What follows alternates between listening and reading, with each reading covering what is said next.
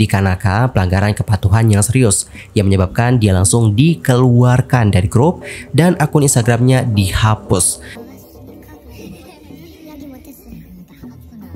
Kira-kira siapa ya satu atau dua trainee itu? Hello everyone, I'm Mr. Kim and welcome back to my YouTube channel. Guys yang lagi nonton, how are you today? Apakah dalam kondisi yang baik saja? Atau mungkin sebaliknya ya? Apapun yang terjadi, kalian jangan menyerah ya guys. Ayo dong semangat, fighting! Well guys, dalam video kali ini tuh kita bakal bahas tentang update informasi soal dunia peridolan. Tapi sebelum kita lanjut, di sini aku mau ngasih tips buat kalian yang mungkin memiliki permasalahan kulit wajah yang kusam. Nah, untuk facial foam sendiri mungkin kalian bisa coba facial foam dari Hada Labo yang Shirojun.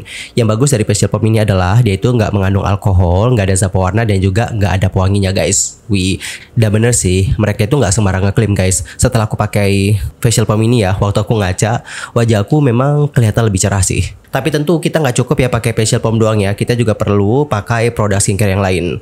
Salah satunya adalah serum. Nah, kalau serum sendiri aku pakai ini, serum dari PPQ, ini yang white booster ya teman-teman. Aku beli kemarin, murah banget, cuma 50 ribuan doang, 30 ml. Di sini mereka itu ngeklaim punya niacinamide 10%. Terus ada juga kandungan vitamin C, kolagen, alpha-arbutin, dan juga sika. Terus aku juga pakai sleeping mask-nya Civic. Ini aku pakai waktu malam ya guys. Sleeping mask ini itu dapat membuat kulit menjadi lebih cerah dan juga dapat melembabkan. Dan itu benar-benar awet banget.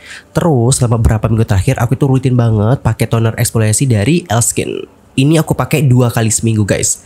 Ini honest review ya. Setelah aku pakai ini, wajah aku itu terlihat lebih cerah. Terus tampak bersih juga. Komedo-komedo itu kayak rontok guys. Makanya aku puas banget sama hasilnya ini. Tapi tolong di note guys, kalau kalian pakai ini, kalian tuh wajib banget pakai namanya moisturizer sama sunscreen. Untuk moisturizer, aku pakai moisturizer dari Veril.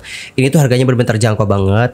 Cocok banget di kantong aku. Dan hasilnya juga oke teman-teman. Ini tuh ya ada pembantu untuk membuat kulit jadi lembab, lembut, dan juga mencerahkan guys. Terus untuk sunscreen sendiri aku pakai beberapa produk sunscreen. Salah satu yang aku pakai ini, sunscreennya Wardah. Ini tuh cocok banget buat teman-teman yang kulitnya itu berminyak dan juga rentan berjerawat. By the way, ini tuh SPF-nya 35 PA+++ ya guys. Nah, buat kalian-kalian yang nanti tertarik sama produk-produk ini, bisa langsung cek tag produk ya guys. Thank you so much. Alright everyone, dan sekarang kita akan lanjut ke topik pembahasannya. Dimulai dari topik yang pertama, ini adalah informasi dari idol Jepang guys, yaitu tentang Kenshin Kamimura. Nah, buat yang belum kenal, Kenshin Kamimura adalah seorang idol aktor Jepang yang memulai debutnya pada tahun 2015 sebagai member dari Satori Boys Club. Nah, grup tersebut dikelola oleh agensi Ebidan. Dan segera setelahnya, grup tersebut bergabung dengan grup J-pop lainnya, yaitu Abyss pada tahun 2018 setelah kedua unit tersebut melakukan tour bersama. Oleh karena itulah nih guys, pada tahun 2018, grup gabungan itu berganti nama menjadi One and Only yang beranggotakan total 6 member, termasuk Kenshin Kamimura. Beberapa karya mereka yang terkenal antara lain adalah Youngblood, Departure, Dark Knight, Kategori or My Love, dan rilisan terbaru mereka yakni Map of the Mind. Grup ini juga membintangi serial TV berjudul Fake Motion Season 2 Tata Hitosu no Negai pada tahun 2021 dan 2 film berjudul Battle King Will Rise Again dan Battle King Map of the Mind. Sementara yang pertama dirilis pada tahun 2023, yang kedua ditayangkan perdana pada tanggal 14 Februari 2025 dan merupakan sequel terakhir dari seri film tersebut. Di sisi lain, untuk Kenshin juga telah membintangi film dan acara TV Jepang secara solo. Dia muncul dalam 2 film pada tahun 2015 dan juga 2018 berjudul Sochira no Sorawato na Sora Desuka dan Umibe no Sukan Taishu. Beberapa serial TV-nya termasuk adalah Our Youth, The Unknown Me, Ocean Love Returns, dan masih banyak lagi. Alright, jadi sepatutnya bagaimana sekilas informasi mengenai Kenshin Kamimura. So gimana nih teman-teman, apakah sudah kenal dengan sosoknya? Lantas, apa nih yang terjadi dengan Kenshin? Jadi pada tanggal 4 Maret 2025 nih, Stardust Promotion secara resmi mengumumkan pemutusan kontrak manajemennya dengan Kenshin Kamimura dikarenakan pelanggaran kepatuhan yang serius yang menyebabkan dia langsung dikeluarkan dari grup dan akun Instagramnya dihapus. Agensi tersebut lantas menyampaikan permintaan maaf kepada fans dan mereka yang terlibat serta menyatakan penyesalan atas situasi yang terjadi. Anggota yang tersisa juga menyatakan terkejut dengan berita itu. Mereka menyatakan bahwa sekarang ini mereka butuh waktu untuk mencerna situasi dan meminta maaf kepada penggemar. Dan gak lama setelah itu, situs web resmi dari One and Only mengkonfirmasi keluarnya Kamimura dari grup tersebut dengan alasan yang sama nih guys. Alhasil, live tour 2025 mendatang One and Only akan tetap berlangsung dengan 5 member saja dan tidak ada pengembalian uang untuk tiket. Penggemar yang dikenal sebagai Swag juga telah menyatakan kesedihan atas berita mendadak ini, dengan banyak yang berharap agar Kamimura dapat terus mengejar karir di bidang musik dan juga akting di bawah agensi baru di masa mendatang. Dan guys, di tengah kontroversi tersebut, keberadaan dari Kenshin menjadi tidak pasti. Ada spekulasi yang muncul nih guys secara online ketika pengguna membagikan laporan tentang seorang pria Jepang berusia 27 tahun yang ditangkap di Hong Kong dikarenakan diduga melakukan pelecehan seksual. Yang mana laporan ini lantas diduga ada hubungannya dengan Kenshin Kamimura. Namun, laporan awalnya itu secara keliru menyatakan bahwa usia tersangka adalah 27 tahun nih guys, yang kemudian diubah menjadi 25 tahun di beberapa media. Penggemar juga telah meminta kejelasan dari agensi tersebut, namun hingga sekarang belum ada pernyataan lebih lanjut yang dibuat oleh mereka. Adapun untuk laporan itu menyatakan bahwa dugaan penyerangan itu terjadi selama Celebration Banquet. Menurut sumber kepolisian, seorang wanita sempat mengajukan laporan pada tanggal 2 Maret dengan tuduhan bahwa dirinya telah diserang secara seksual oleh seorang pria di sebuah restoran yang ada di Mongkok. Setelah penyelidikan, seorang warga negara Jepang berusia 27 tahun ditahan di Shimsashui atas dugaan tindak pidana tersebut. Nah, untuk usia ini, itu seperti diubah oleh beberapa media menjadi 25 tahun. Makanya nih ada yang menduga bahwa kasus tersebut memiliki hubungan dengan Kenshin Kamimura. Mengingat Kenshin Kamimura berusia 25 tahun. Begitu guys. Isu ini muncul setelah Kamimura berpartisipasi dalam acara fan meeting di Hong Kong pada tanggal 1 Maret yang lalu, yang mana fan meeting itu adalah sebagai bagian dari tur Asia yang akan dilanjutkan di Thailand, Osaka, dan Tokyo selama beberapa bulan mendatang. Dan informasi lebih lanjut menyatakan bahwa kasus itu disidangkan di pengadilan Magistrat Kowloon Barat pada tanggal 4 Maret dan pengadilan ditunda untuk sidang lanjutan pada tanggal 15 April. Alright teman-teman, jadi seperti itulah bagaimana laporannya. Dan untuk saat ini agensi ataupun Kenshin Kamimura belum memberikan pernyataan lebih lanjut mengenai kasus tersebut. Intinya adalah Kenshin Kamimura sudah keluar dari grup One and Only dan juga agensi. Terus buat yang nanya apakah nanti dia bisa kembali ke industri hiburan lagi? Tergantung teman-teman, tergantung bagaimana kasusnya. Kalau kasusnya benar parah nih, apalagi kalau dia terbukti melakukan seperti yang dirumorkan, wah kemungkinan dia untuk comeback industri hiburan menurut aku cukup kecil banget sih. Mengingat bagaimana industri hiburan Jepang kan juga cukup ketat banget ya. Dan jika sang aktor terbukti melakukan tersebut, dia bisa aja kena cancel culture dari publik Jepang. Oleh karena itu, kesempatan dia untuk comeback industri hiburan juga ya mungkin cukup kecil. Dan kita akan terus pantau ya guys bagaimana perkembangannya. Jika ada update, insya Allah nanti aku akan buatin videonya lagi.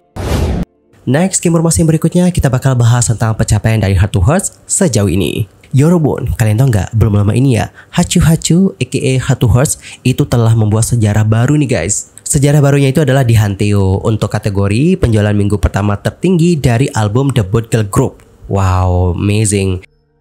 Jadi, berdasarkan data dari Hanteo nih, album debutnya S2S yakni The Chase itu telah terjual 408.880 kopi dalam minggu pertama perilisannya.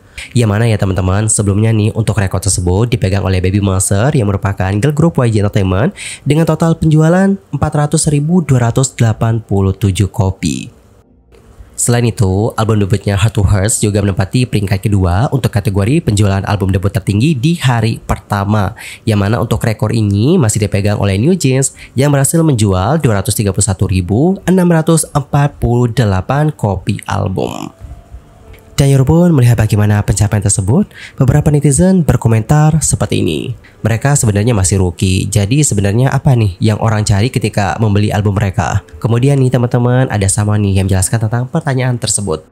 Di mana netizen itu mengatakan bahwa rookie atau pendatang baru seperti Heart to Heart itu biasanya memiliki kuota rendah untuk fansign, sehingga banyak penggemar yang membeli album untuk mendapatkan kesempatan bertemu langsung dengan idol mereka. Next ke komentar yang berikutnya ada yang bilang kayak gini.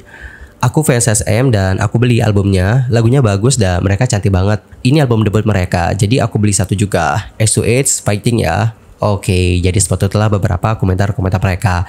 Dan sebenarnya tidak ada yang sih guys ketika Heart to Heart dapat menjual album sebanyak itu. Meskipun mereka ini masih rookie, nggak aneh. Kenapa nggak aneh? Karena salah satu faktornya adalah mereka itu debut di agensi Big 3. Nah biasanya agensi Big 3 seperti SM Entertainment itu udah kayak punya fans loyal. Oke, jadi ada yang nge-stan agensi guys. Ketika mereka nge-stan agensi, mereka itu nggak cuma nge-stan satu grup, tapi kayak ngedukung grup-grup yang lainnya juga, termasuk grup yang baru debut. Dan ketika ada grup yang baru debut, mereka juga tertarik nih untuk mendukung grup tersebut. Dan salah satu cara untuk mendukungnya adalah dengan melakukan pembelian album.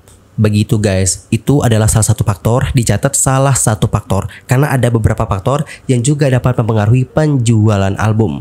Dan salah satunya adalah dikarenakan fans agensi yang loyal.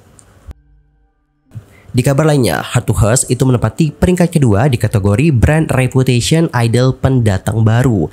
Jadi belum lama ini, Korea Corporate Reputation Research Institute mengekstraksi 15.625.750 data besar brand pada grup idol rookie dari tanggal 3 Februari 2025 hingga tanggal 3 Maret 2025 untuk menganalisis data besar reputasi brand pada grup idol baru.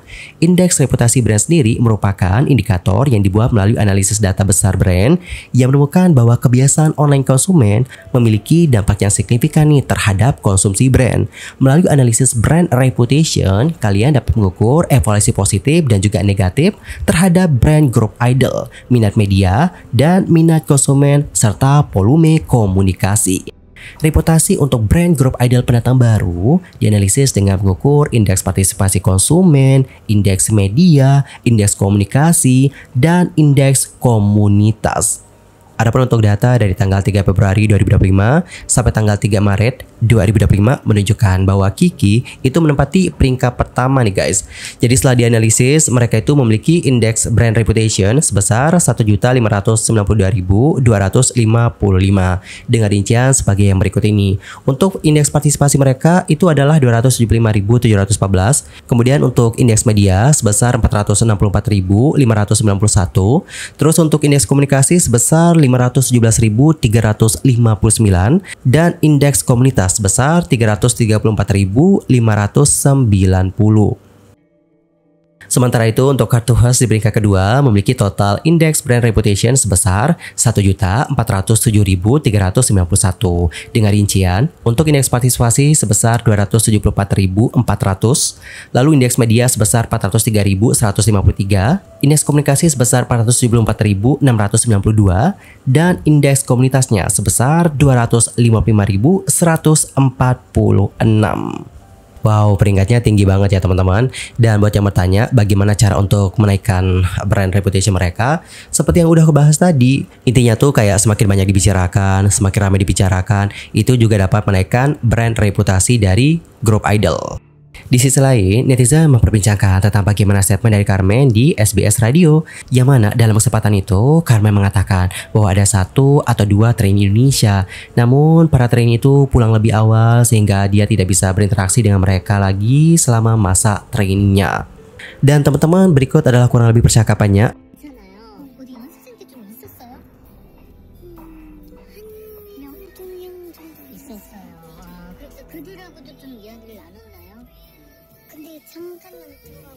바로 나갔으니까 이야기 못했어요.